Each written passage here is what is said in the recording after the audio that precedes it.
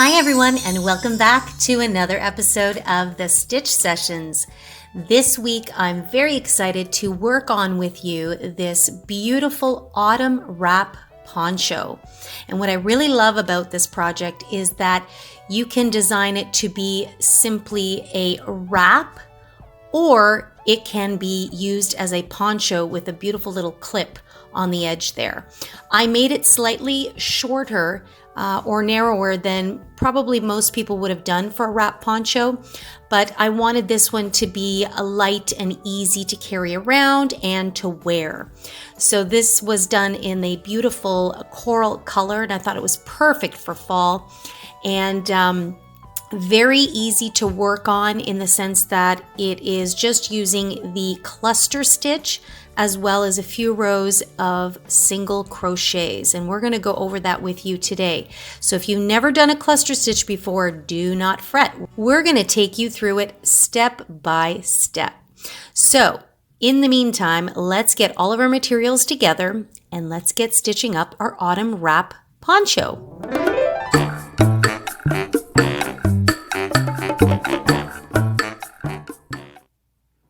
Okay guys, let's get started. I'm so excited to delve into this project and to work with this yarn. So this is the Loops and Threads Meandering Serpentine line, and I've already used a different colorway for another project, and I am surprised at how much I am coming to love this yarn. What I don't love is how they have wound this together. I'm not a big fan of the twists or the braided look because you do have to undo them and then create your ball, which I've already done one here. And they can get to be quite a tangle, which is a bit of a pain in the bum. But the texture of this yarn, it's a bit of a finer yarn. It doesn't actually, actually it says it's a medium 4. I find it just a bit lighter, finer. I would say this is closer to a 3. But when you're working on projects that have looser stitches, this comes out so beautiful and feels so soft. I really love this. And this particular color I have here is the Tangy Coral. And another reason I really love this is the craft store had these on sale pretty much 50% off. So I've picked up a total of 6 skeins of these. They come in 100-gram balls. So I made a scarf earlier and I picked up 4 skeins and it worked out okay, but I realized at that point I could have done another skein to make it a bit longer. So this is why I picked up 6 skeins. So I am starting off with basically 600 grams. Now, you may or may not need 600 grams, and I may not go through all of this for this particular project, but the stitches that we are going to use are a bit of yarn eaters. So because these were also on sale, sometimes I worry if they're being discontinued. So that's why a lot of times I'll pick up extra just in case. So that is what you are going to need. Again, this will depend on the length of your wrap.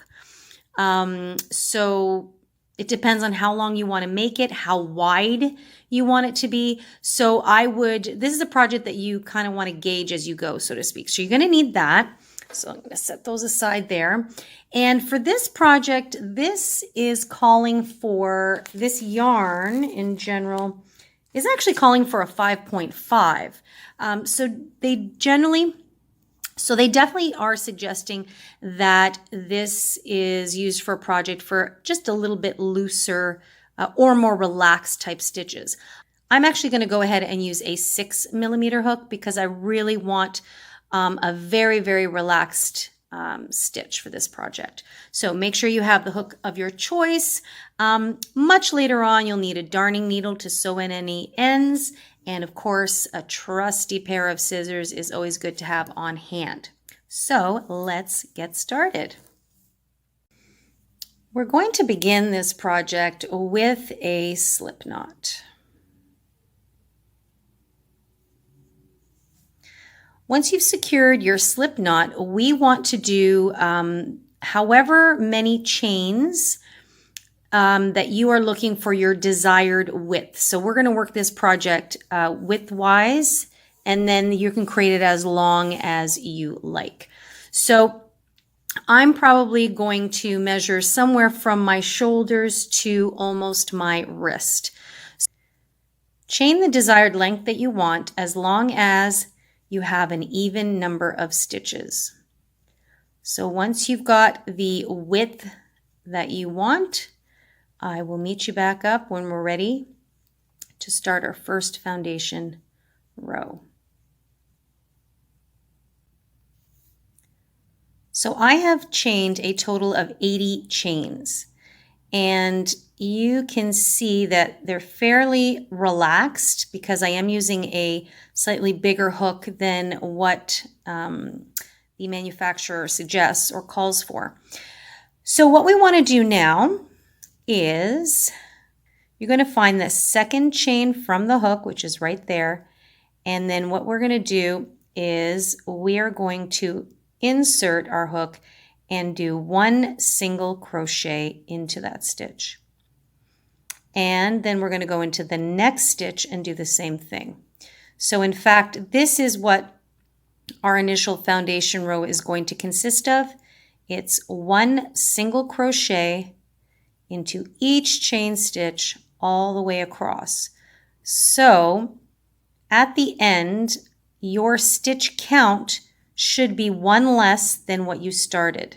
So I had 80 chains, and because I went into the second chain from the hook, I will now have 79 stitches at the end of my work here, which is exactly what I want. I want an uneven number of stitches to work with. So you know what to do. Pause the video and make sure that you put one single crochet into each stitch all the way across until you get to the end of your row 1, and I'll meet you there and we'll talk about row 2. And I'm just coming to my last stitch here at the end of my first row. And so your row 1 will look a little something like this. Just make sure it's not twisted. So these are all single crochet stitches all the way across. Okay. So now we're going to move on to row 2. To move on to row 2, we're going to chain 1 and turn our work into the very next stitch, which is right here and not there. Some people might think it's there, but that is the bottom of our chain 1, which will count as a single crochet. We want to single crochet into that next stitch and then into the next 2 stitches. So what'll happen is now for the beginning of row 2, we're going to have 4 stitches here. So if I turn that over, see the top of that chain 1 is right here. So that's 1, 2, 3, and 4. We never count the loop on the hook. Now, what we're going to do almost to the end now is we're going to chain 1. We're going to skip the next stitch and then single crochet into the next stitch. Chain 1, skip a stitch, single crochet into the next stitch. Chain 1, skip a stitch, single crochet into the next stitch. So that is the pattern that we're going to do, and that's going to create these little spaces here, these chain 1 spaces. You probably can't see them too well just yet. We're going to do that all the way to the end of the row until you're going to do that all the way until you have 4 stitches remaining. Okay, so you're going to do basically a single crochet and a chain 1, and you should have 4 stitches left. And I'm going to meet you here at the end with these 4 stitches. So remember, you're going to do your chain 1, you skip a stitch and single crochet into that next stitch. So go ahead and do that, and I will meet you when you've got your last 4 stitches remaining. So I'm at the end and I have, oops, I didn't do my chain 1. I've got 5 stitches left. So I am going to skip this one here, and into the next one I'm going to continue on and do my single crochet. So now that leaves me with 3 stitches left, and I'm going to go ahead and single crochet into those last 3 stitches.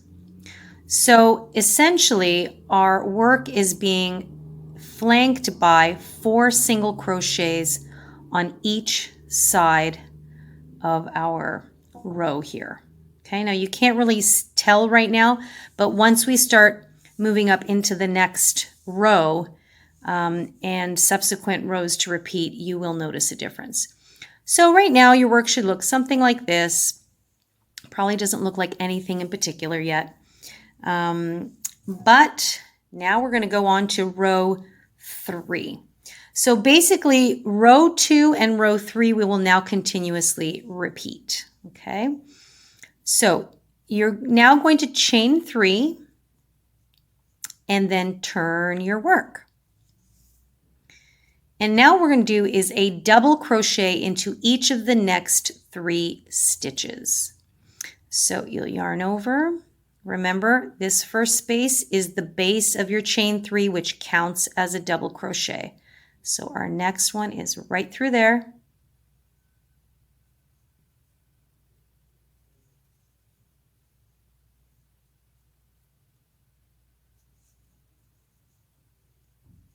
And we've got one more double crochet into the next stitch. Okay, so now you've got something that looks a bit like that. And your next stitch should in fact be, yep, a chain 1 space. And you'll really feel the difference between a stitch and a space. So you can just kind of use your fingers there. So you can see those are 2 spaces there. Now we're going to work into our space. So we are going to do a cluster stitch. So that is kind of using parts of a double crochet stitch. So what's going to happen is we're going to yarn over and we're going to insert into that chain 1 space. We're going to pull through. You'll currently have 3 loops on your hook there. We're then going to yarn over and pull through the first 2 loops as if we're going to do a double crochet, but we're not going to resolve this yet. We will yarn over, but we're going to go back into that same space again to pull through once more. You're now going to have 4 loops on your hook. We'll yarn over and we're only going to pull through the first 2 loops again. So now you have 3 loops remaining, and if I just pull the work apart there, you can see that there's 3 double crochets kind of not finished or resolved. Okay, and we're going to do that one more time. Yarn over, insert to pull through, yarn over, and you're only going to pull through the first 2 loops. You now have 4 loops on your hook there. And some people will stop here at doing 3 partial double crochets into the space. It depends on your yarn. I always recommend if you've got a really bulky yarn, I would probably stop here before we resolve it. But because this is slightly finer, I am going to go ahead and do one more insert in there. So I'm going to pull through only the first 2 loops again. So see that? Now you should have 5 loops on your hook. And if I pull the work apart like that, remember this one doesn't belong here. Into the space, we basically have 4 double crochets that we haven't resolved yet. Now what we're going to do is we're going to yarn over and we're going to pull through all 5 of those loops. And then we're going to chain 1 just to secure that there. So now we've done our very first cluster stitch. So we started, or we initiated 4 double crochets, And we waited until the very last one was done before we resolved at the very end. Okay, so basically we're clustering together 4 stitches to create 2. That's why we chained 1 at the end. Okay, so let's do it again. So now we're going to simply, for the rest of this row, we are now going to always work into the chain 1 spaces. So see, there's the next one, and there's the next one there. Okay, so again, we're going to yarn over and insert into that space, pull through, yarn over, and only pull through the first 2 loops. That's the first one we've done.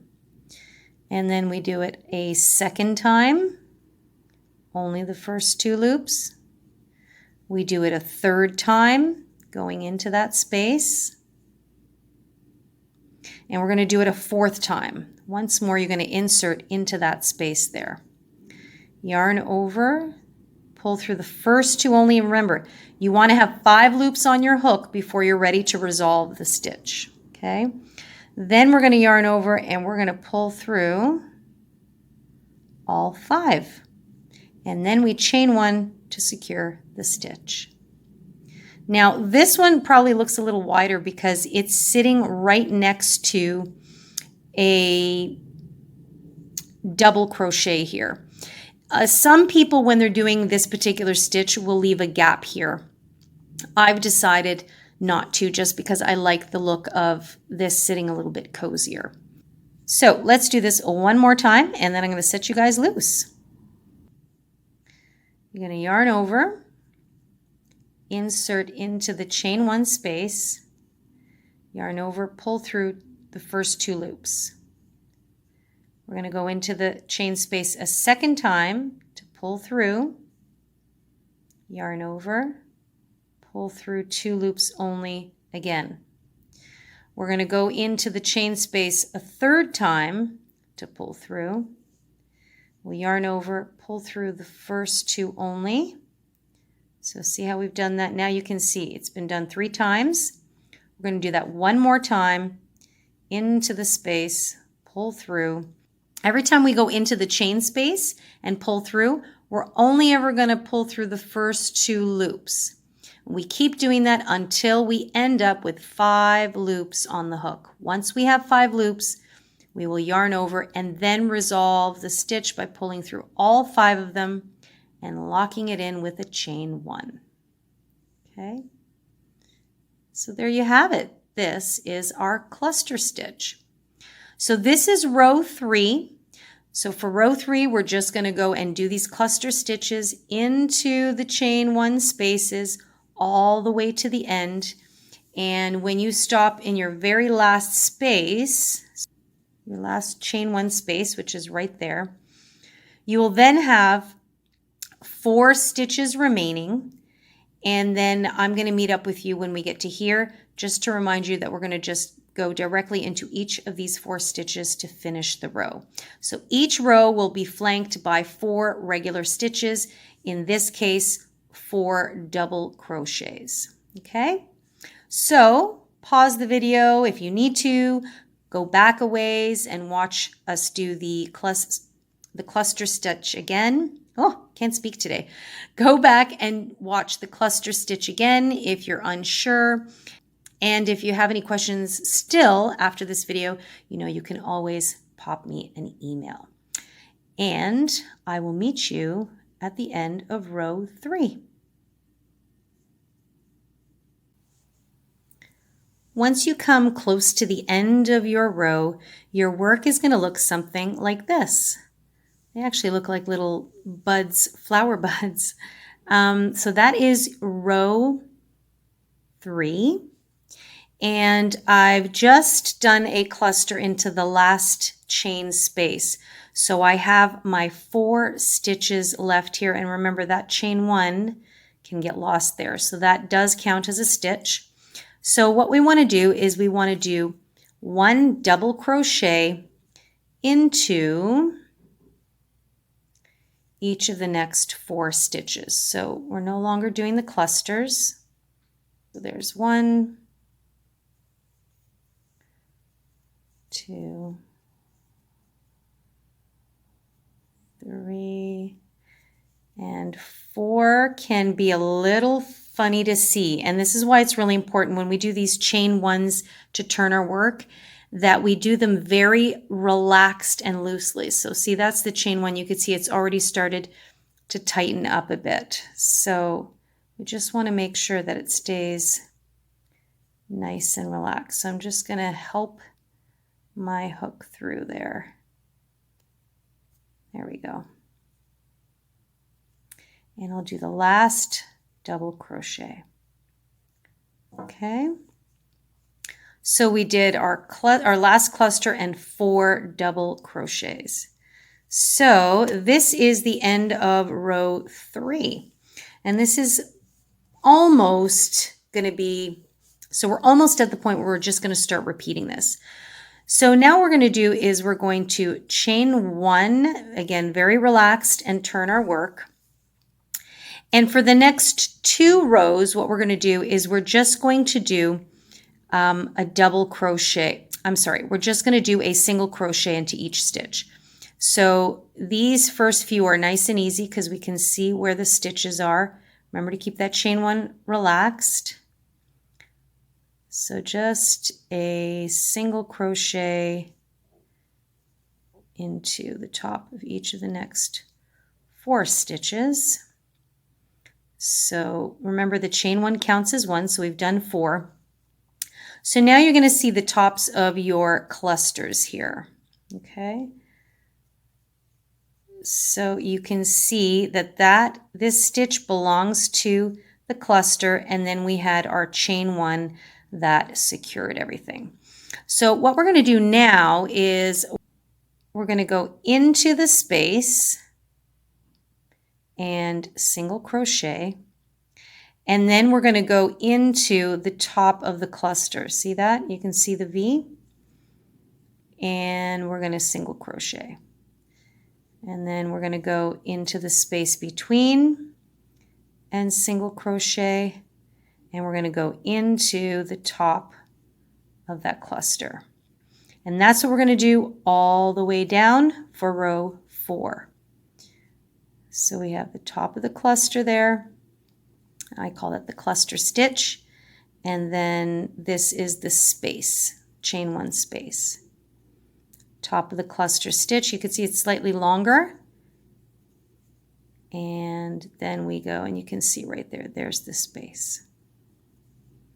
Okay guys, that's what we're going to do all the way to the end. If you're ever unsure, just make sure whatever stitch count you started with, that you always end with that number of stitches. So for me, it's going to be 79 stitches at the end. So you're going to do this all the way to the end, and then you're going to chain 1, turn your work, and do another row of single crochets, 1 into each and every single stitch. That one should be a lot easier to see. So that will be, this is row 4. Row 5 is another row of single crochet stitches, and then we are going to go back to row 2, and that's where we're going to start to repeat. So you're going to be doing some single crochets for a while. Okay, so I just wanted to remind you here that when you come to the end of row 4, remember the top of the chain 3 here needs a stitch because it's easy to think that you're done here. So we just count 1, 2, 3, and see how that chain 3 has already gotten very cozy, almost too tight to get in there. So you just insert and single crochet.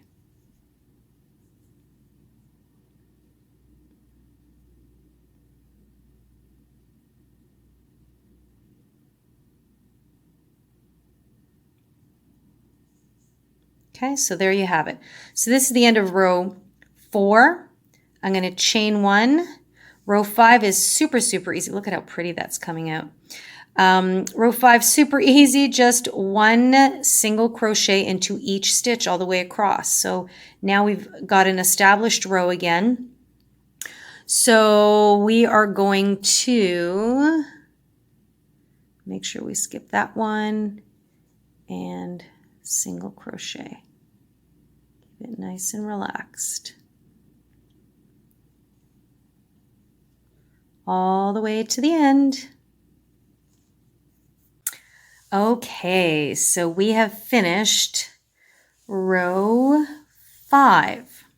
And in fact, row 5 is technically row 1 because remember we started with a row of single crochets. So this strip right here is now going to be your repeat to create the length that you desire. So I'm just going to get you started again on row 2. So to recap here, let me just take that out for a second. Once we've done our chains, we had a row of single crochets for row 1. In row 2, we created these chain spaces so that in row 3, we could nestle our cluster stitches into. Row 4 consisted of us doing 1 single crochet into the spaces and the tops of the clusters. And then we went back to row 1, which is 1 single crochet into every stitch. And now we're going to repeat row 2, which is creating the chain spaces. So I'm just going to get you started here. And the rest is super easy. If you're stuck, just stop the video, go back to the particular row that you're looking for, and just take it from there. Pause, go slowly, take your time. That's the main thing. The first few times you do these rows, you're going to have to think about it because we are repeating 4 rows. But once you get into the groove of repeating it, probably around the 3rd or 4th time that you're repeating this strip, you won't even have to think about it anymore. But for now, we are going to go into row 2 just to get you started again. We're going to chain 1 nice and relaxed. We're going to turn our work. And so for row 2, we want to do 1 single crochet into each of the next 3 stitches. So we don't begin with this one, we start with this one here. So we insert, and remember the chain 1 counts as 1, so technically this is already 2 stitches. This is 3, and this is 4. Okay, and you can also gauge it by, if you pull your work apart, see that? You can see where that first cluster started. In row 3, you can see it lines up nicely. So now what we're going to do is we're going to chain 1. We're going to skip that next stitch and go into the next stitch after that. Sorry guys, I do not know why this camera goes in and out of focus sometimes. There we go. So chain 1, skip 1, and into the next we do a single crochet. Chain 1, skip 1, and single crochet. And there you have it, guys. I got you started into row 2. Row 3 is the cluster, row 4 is a single crochet, and then we start all over again with row 1. I am now going to set you loose to continue repeating this for rows and rows and rows until you get the length that you desire. And then I'm going to meet you back up there and we're going to talk about what comes next. I just love how that turns out. Okay guys, so here is my work so far. So I've got quite a bit of length happening here, and mine is measuring 55 inches, and this is where I am going to stop. You can make yours much longer if you wish, but I found that 55 inches worked just beautiful for me, and I love the texture that the cluster stitches mixed in with the single crochets are creating. It just gives it this beautiful feel here. So now to finish it off, I am going to go around the edges and do a scalloped border using a fan shell stitch. So that is what we're going to do next. All right, so here we go. We're going to begin our scalloped edging. So I made sure to finish on a single crochet row. In fact, I did 2 of the single crochet rows so that it's nice and even, and I have the front of the clusters facing me.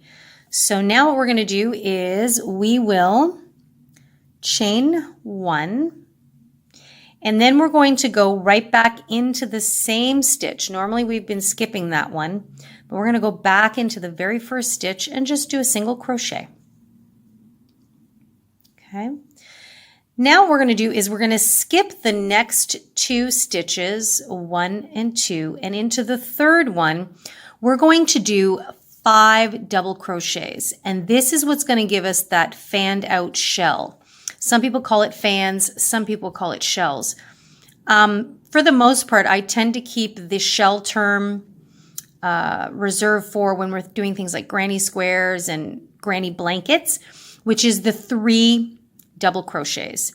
Once you start getting into 4 or 5 double crochets into the same stitch, to me that takes on much more of a fan effect. So, but both terms are used, so it's not a big deal. So again, we're going to skip 2, and into the third stitch, we are going to do 5 double crochets. So there's 1, 2, 3, 4, and here is the 5th one. So you can see that that creates a pretty little shape. Next, we are going to skip 2 stitches again, and into the third stitch, we are going to single crochet. And what this does is this anchors down our fan shape on either side. So you can see that really pretty effect. And that's basically it. That's what we're going to do all the way to the end of this row. So again, we're going to skip the next 2 stitches, and into the third, we're going to place 5 double crochets into that same space.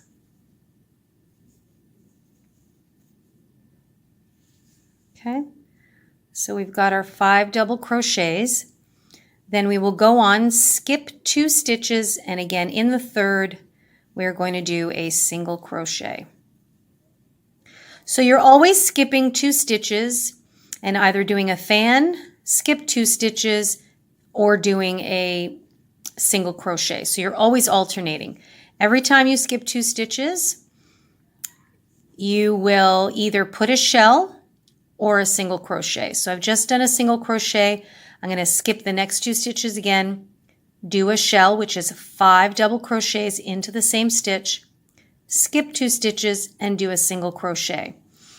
You want to do this all the way to the end, and you should, if your counting stayed consistent, end up with doing a single crochet down at the very end of your row.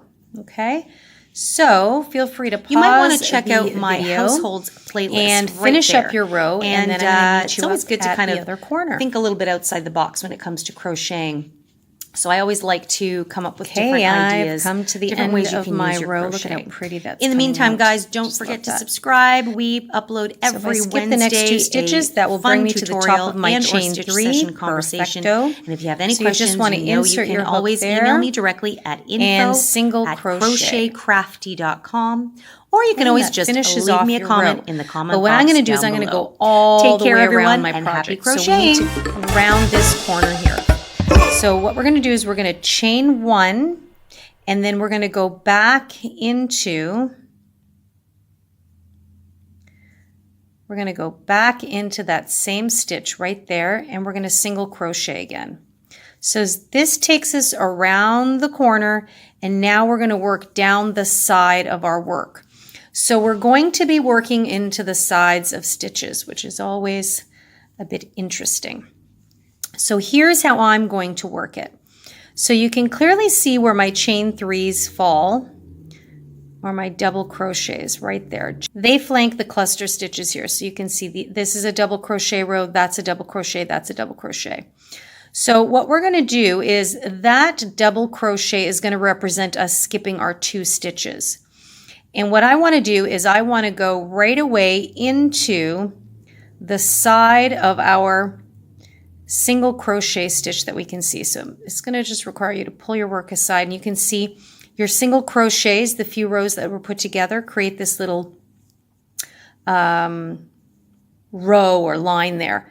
So we just want to find the side of that, and we're going to insert our hook, and we are going to do 6 double crochets. And the reason why we're doing 6 double crochets is because I am actually spacing out my shells a little bit wider than I did. So this is just slightly further away than 2 stitches because I'm actually going in another set of single crochets. So I'll show you what I mean. So we've done 1, we're going to do 5 more double crochets into that same space. Now, keep in mind that some of it is just going to be eyeballing it because we aren't working into specific stitches. So we just want to do our best to see what looks visually pleasing to you. Okay, I think I've done 5. I'm going to do 1 more. So by increasing the number of double crochets, it fans out my fan a lot more. So see that? So now when it rests, it's going to sit nicely. Actually, I'm going to do 7.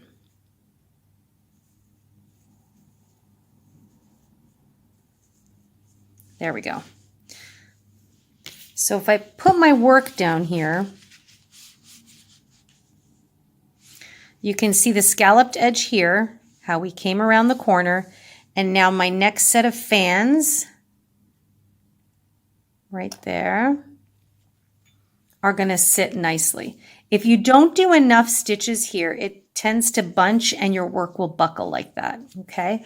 So I've gone ahead and done 7 double crochets into that same space. And now what I'm going to do, remember this is a cluster row. So these are, see, that's a double crochet stitch. I'm going to find my center row of single crochets again. So that's going to be right here. Now, if you're thinking, I still don't get where you're putting your hook in, just do this. You can find that's a double crochet row and that's a double crochet row. So where you have the bigger gap. Then you want to find your middle ground between these 2 spaces. So for me, that's going to be right about there. Okay. And again, this is just what looks good to me. So what I'm going to do now is I'm going to do a single crochet in there. Okay. So I'm still anchoring each side of my fan with a single crochet, just like I did in the bottom row.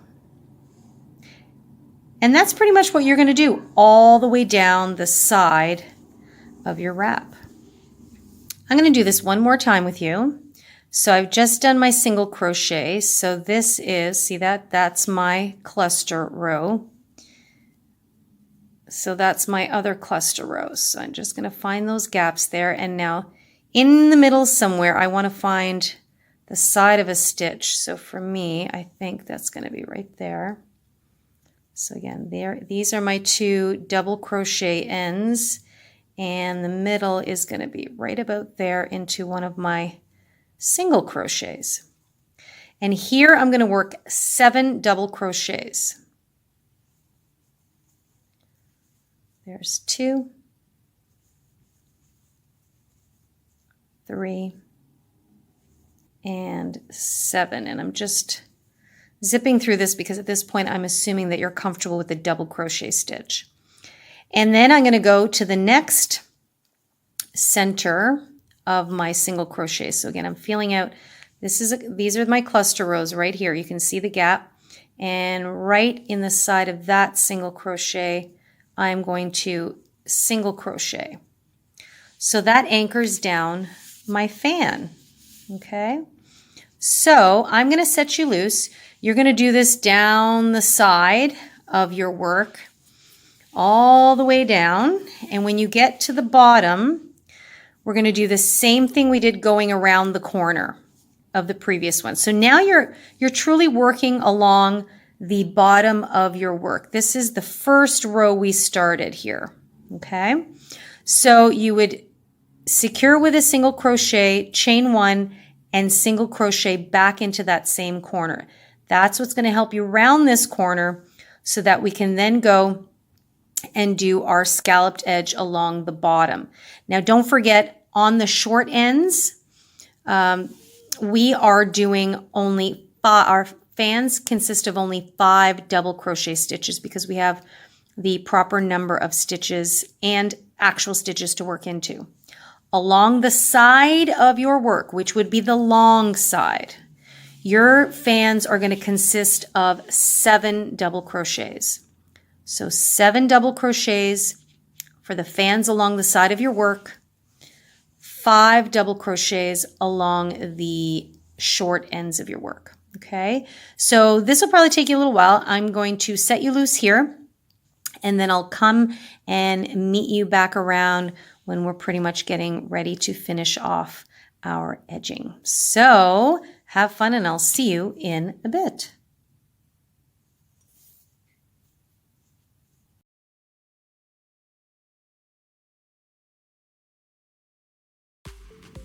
So what I did is I just took my yarn and I used my cell phone because I found that it was a great length to create my tassel, and I just lightly wrapped it around lengthwise, and I did this for about 20 times.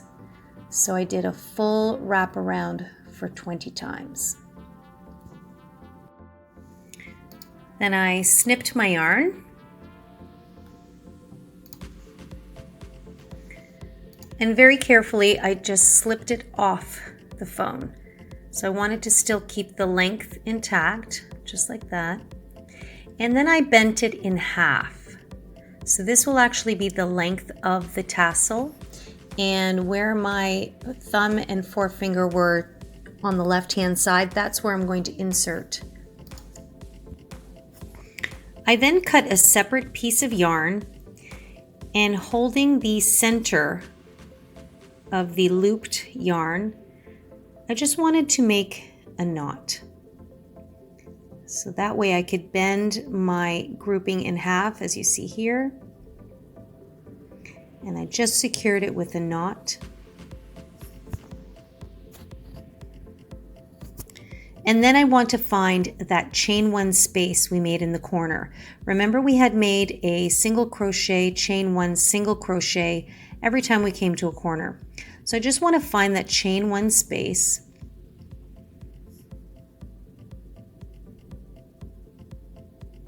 Can be a little tricky there. And then what I did is I just pulled the yarn through, one of the threads through, and that allowed me the ability to now tie my tassel to my wrap. And again, you can do a few knots. I like to secure my work with a couple of knots just to make it feel really secure.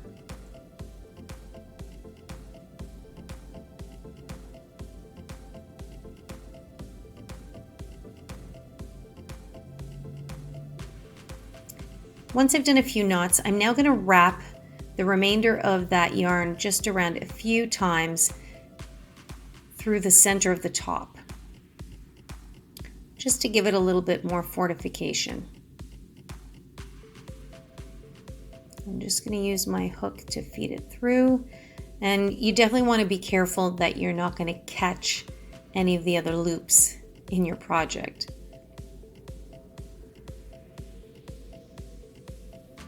And then I'll just secure that with a knot or two as well. I also make sure that that knot faces the inside of the tassel, which you'll see in a second. So once these 2 loops now are bent down, just like that, I want those strands to blend in. Now I'm going to take another piece of yarn with a good length, and I'm just going to snip it off there. And this is what I'm going to use to create the little band around the head of the tassel.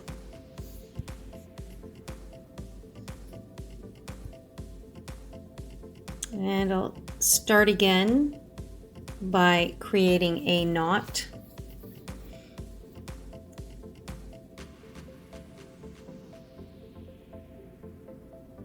And just make sure that it's equal in distance from the top as the other tassel was. And then I'll just secure another knot again. It's really important to make sure that these knots here stay in place because you definitely don't want your tassels to come apart or to unfurl. And it will just create a big old mess. So then I just wrap it around a few times to give it that nice thick band look around the top of the tassel. And then I will finish that off again with a knot. So I'm pretty happy with that. And I'm just going to turn it over and then secure my knot.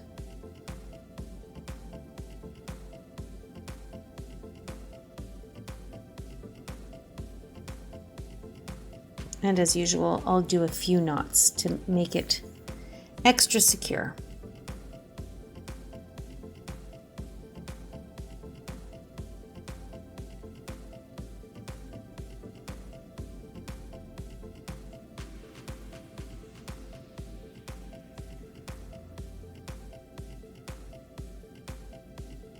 Then I just smooth it down so it all blends in nicely. And then we are just left to cut the bottoms of our loops. I want to get them all so that they're nice and straight.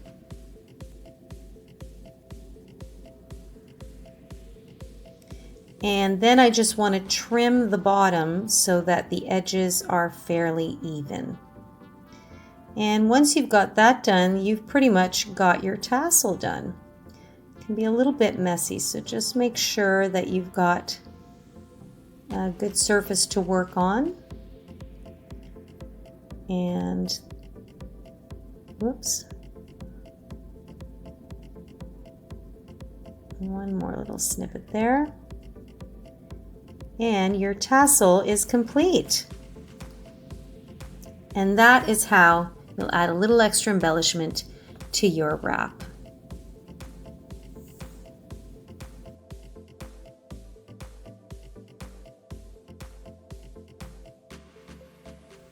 And here you are, guys. This is the Autumn Wrap Poncho. You can wear it as a poncho or simply as a wrap or shawl.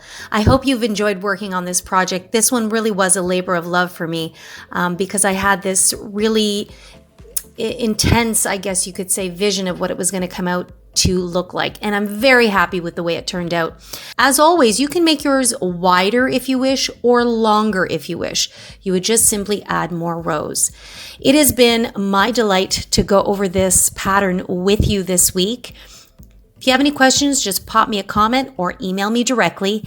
And remember to click that subscribe button so you'll never miss another upload. We upload our tutorials every Wednesday. So guys, have a great week. Happy crocheting and take care.